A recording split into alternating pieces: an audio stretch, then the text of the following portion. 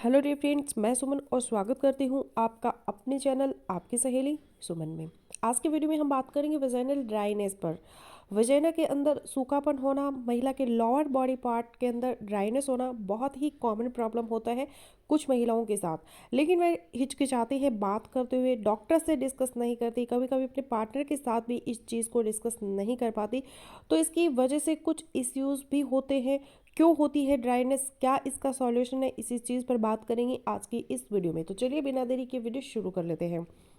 तो सबसे पहले तो ये जान लें कि वजाइनल ड्राइनेस अगर आपको होती है तो उससे आपको एक तो रिलेशन बनाने में प्रॉब्लम होगी, क्योंकि आपको लुब्रिकेशन जब अंदर नहीं बनेगी तो प्रॉपर आप रिलेशनशिप हस्बैंड वाइफ नहीं बना सकेंगे और रिलेशन बनाना आपके लिए पेनफुल होगा।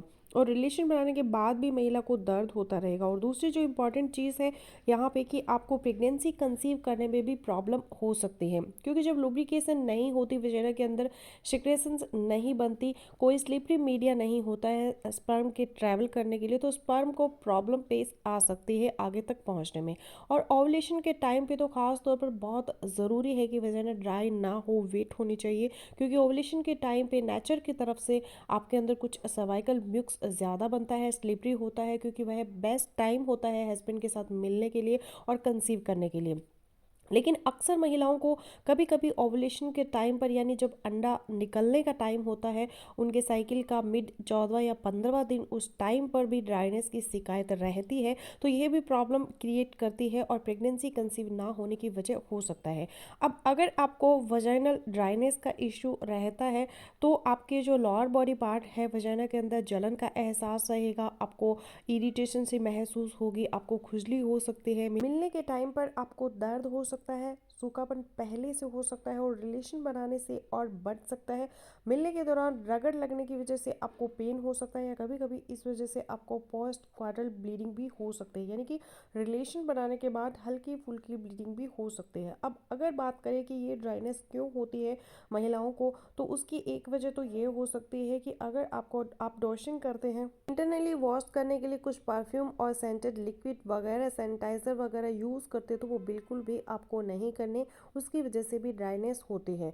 और दूसरी रीज़न हो सकती है कि पोस्टपार्टम यानी कि डिलीवरी के बाद या ब्रेस्ट फीडिंग के दौरान भी कुछ महिलाओं को ड्राइनेस का एहसास होता है। फिर अगर आप कुछ मेडिसिन ले रहे हैं, जैसे कि कॉन्ट्रासेप्टिक मेडिसिन है, डिप्रेशन की दवाइयाँ हैं, या आपको शुगर है, तो इस वजह से भी ड्राइनेस हो सकते हैं। फिर एज के बढ़ने के साथ साथ जब 35 से 40 तक एज हो जाती है, मीनोपोज की सिम्टम आपके अंदर आना शुरू हो जाती है, तो एस्ट्रोजन का लेवल आपकी बॉडी के अंदर लो हो जाता है और इस लो एस्ट्रोजन की वजह से आपकी वजाइना की जो लाइनिंग होती है वह ड्राई हो जाती है, स्ट्रेचेबल नहीं रहती, जिसकी वजह से सूखापन आ सकता है। फिर एक और बहुत ही इंपॉर्टेंट चीज़ है स्ट्रेस और एंजाइटी, यह भी ड्राइनेस क्रिएट करती है।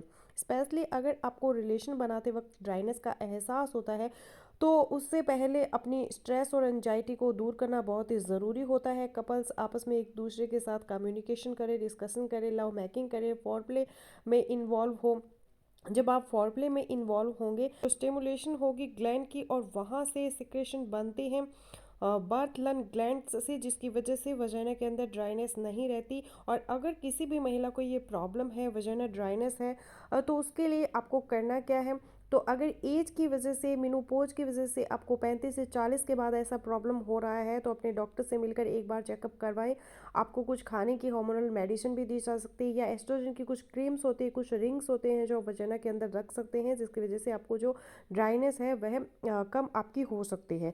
फिर कुछ महिलाएं ये कहती है कि हमें ड्राइनेस का इशू था तो हमने बेबी ऑयल यूज़ कर लिया, लोशन यूज़ कर लिया, घी लगा लिया, या इस तरह की चीज़ें यूज़ कर ली, तो ये चीज़ें याद रखें कि आपके अंदर इन्फेक्शन कर देती है, स्टेराइल नहीं होती, तो इनको यूज़ करना नहीं चाहिए। आप कोई अच्छे लुब्रिकेंट्स बाज़ार से ले सकते हैं इस पर्पज़ के लिए, लेकिन यहाँ पे भी वाटर बेस्ड जो लुब्रिकेंट्स है वह यूज़ कीजिए। और लुब्रिकेंट आपको इन्फेक्शन भी कर सकते हैं, कंडोम को भी हार्म कर सकते हैं, तो वाटर बेस्ड लुब्रिकेंट आप यूज़ कर सकते हैं। लेकिन अगर मैं अपनी वीडियोस में फोकस करती होती हूँ कि लुब्रिकेंट्स को अवॉइड ही करें तो बेहतर होगा।